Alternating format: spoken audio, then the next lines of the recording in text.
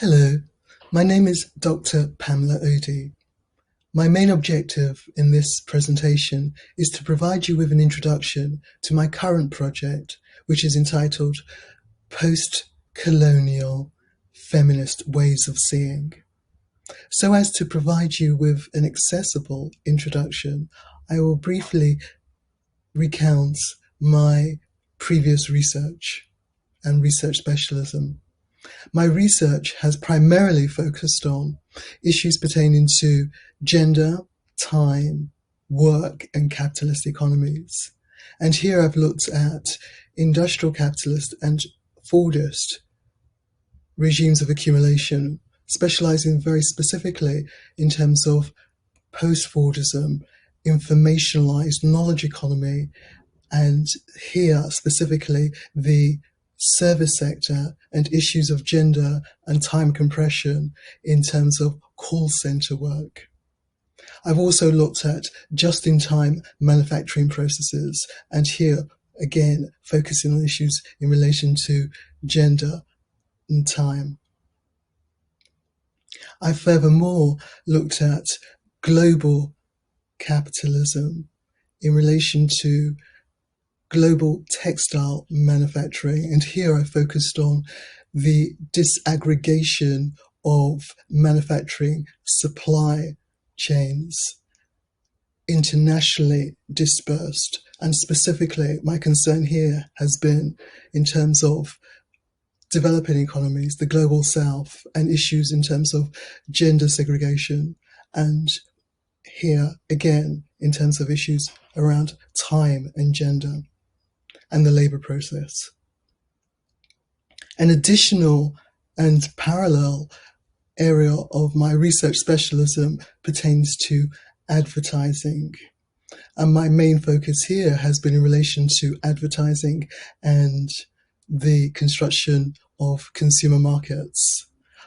In the previous publications, I've looked at advertising in modern and postmodern times, and I focused on analysing critically the creation of cultural economies of time through advertising in modernist frameworks and in more recent postmodern frameworks. I've also, retaining the focus on advertising, have advanced much critical debate in this area in terms of my conception of advertising inscriptive technologies. And here I focused in relation to fair trade advertising techniques.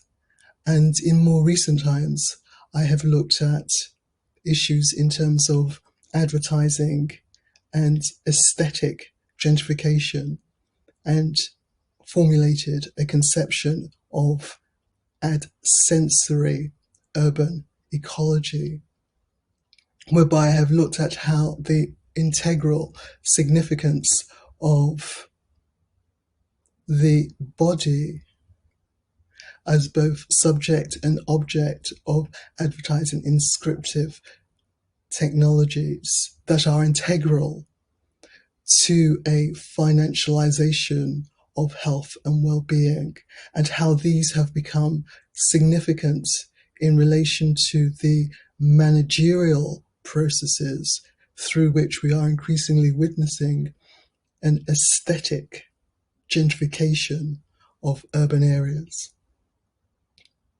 My most current project is entitled Postcolonial Feminist Ways of Seeing.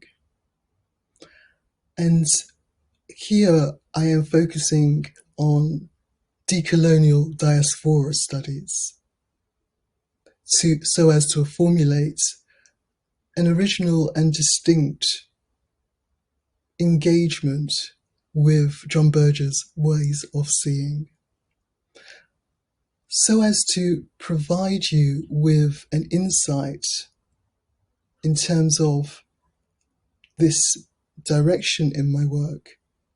I want to just consider a brief example of its application. So, for example, in terms of the recent conception of post-structural conservatism. So this has been variously described as a process of decontextualizing meaning. However, from a post-colonial feminist way of seeing, one is encouraged to adopt a more Barthian approach in recognition and realization of post-structural conservatism as a myth. Now, as you might be aware, Barth argues that a myth is a means of obfuscating the operation of ideology and significantly obfuscating quite significant inequalities of power. And as you might all be aware, Barth argues that a myth operates within a discernible second-order semiological system. The myth is a sign that operates within a second-order semiological system, whereby its signifiers were previously sign within a first-order semiological system from which they are borrowed. Now, returning to the example of post-structural conservatism, from a post-colonial feminist way of seeing, it is obvious that post-structural conservatism can be seen as a myth operating within a second-order semiological system, whereby its signifiers, post-structural and conservatism, were previously sign within a first-order semiological system from which they are borrowed. And so what we see in terms of the myth-making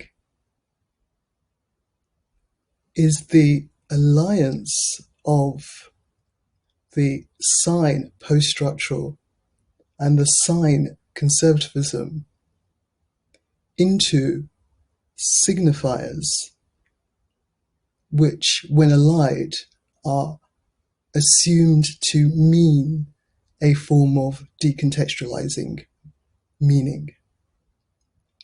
But in actuality, what we see with post-structural conservatism is a myth-making process which obfuscates the ideological basis of this concept.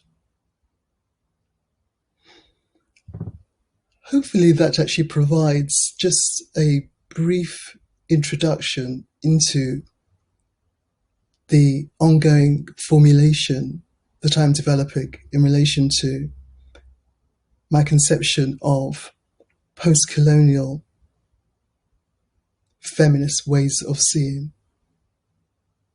My intention is to formulate further this concept into a monograph for publication. Thank you very much for your time.